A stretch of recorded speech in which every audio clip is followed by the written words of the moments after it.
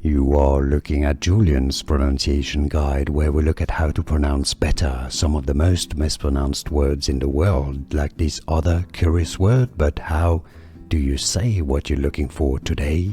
Let's learn how to pronounce these word once and for all correctly. I know it's a bit of a confusing word, but both British English and American English pronunciations are similar here, and it's pretty straightforward once you know, so let's hear it.